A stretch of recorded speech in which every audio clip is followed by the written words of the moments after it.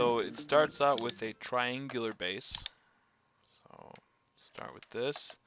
To do a triangle, if you notice, you click on the rectangle button, there's going to be a lot of different options. The one that we're looking for here is the polygon. If we click on polygon, this is where we can choose how many sides we want. In this case, I want 3. Alright, and then I'll click on the main button there and go ahead and click, and there's our 3-sided triangle. Okay, once we have that triangle in there, we need to start dimensioning it. To dimension this, we actually have to go from the base to the top. So that's where this dimensions come from, the base to the top here. This is 0.56. Alright, and what I'm going to do is, just to keep this square, I'm going to lock this in terms of horizontal. So there we go, lock that in. Go ahead and hit finish sketch, and we're going to extrude this out a distance of 0.32. It's 0.32. Okay. All right. On top of this, we're going to go place a small. We're going to have a small ellipse on top of this. So start a new sketch on top of here. Let's grab an ellipse. And what's nice is we can work off of this center point here. So let's grab an ellipse, place on that center point, and let's go ahead and place that there. Let's start dimensioning it. So if I pull this off this direction, this needs to be 0.105.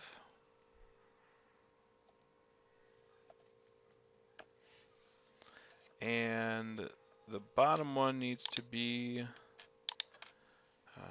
0.125.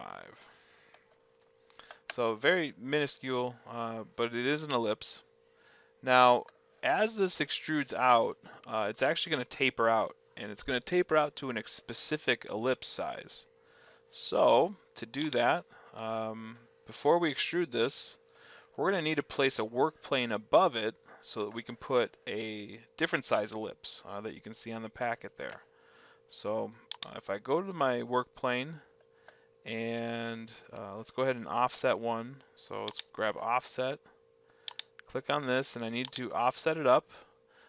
This needs to be offset a distance of, this needs to go up a distance of 0.19, but if you might remember that this is one of those that if you type into it, it doesn't work right. One thing additionally I found, if you don't want to type it in this box, is up here, if you click on this little, what is it, toolbox, there's some other options here, but this one that we're looking for here, this little orange one, if you click on it, you can copy it to the clipboard. So if I come here and type in 0.19 and hit copy, if I come over here and hit Control V, it'll paste that number in there. So that's a little shortcut right there. If you click on that little yellow button, you can do a quick copy and paste like that as well. Alright, so what we did was we placed a work plane 0.19 above it. And we're going to start a sketch on that new work plane. Alright, now we're going to build another ellipse using that same center point. Go out this direction and go up. Now the dimensions for this one are as follows. If I pull it out this way, this one is 0.11. And if I go this direction down, this one is 0.14. So you can see that it is a little different. It's not the same ellipse. So if I hit finish sketch, now I've got these two shapes here. This is where the loft tool comes in. So if I grab the loft, I need to add the first section, so that'll be this bottom one. And then click to add the second section, which is this top one. And this is a join, so you can already see it's previewing it. And if I hit OK, you can see that we extruded that up and it kind of tapered out kind of nicely there. I'm going to hide that work plane because we're done with it now, so turn the visibility of it off. Alright, moving on to the next level. You can see that we need to then If we look here at the sketch, okay, if you look at the sketch here, we've got this first part done here.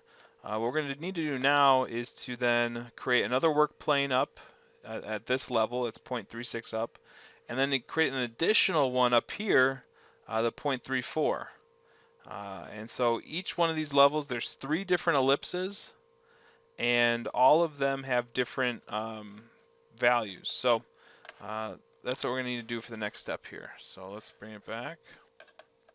All right, so let's start a new sketch on this face here. Again, be careful, be mindful of where those ellipses are. You can see that it's this direction, so I'm going to rotate it so I'm on the right face with it. This is an ellipse, again using the same center point. That's important. Alright, and so the dimension for this is 0.4 and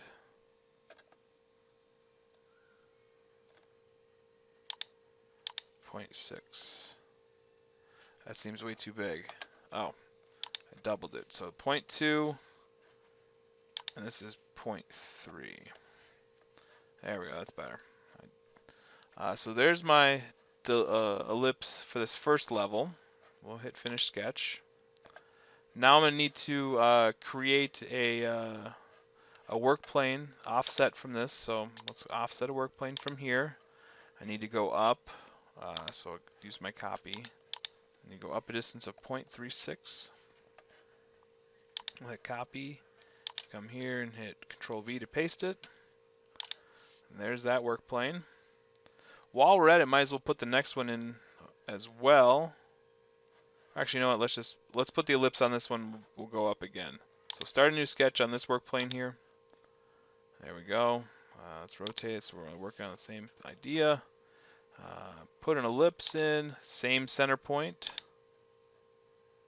I'll lock it in that way. Lock it in this way.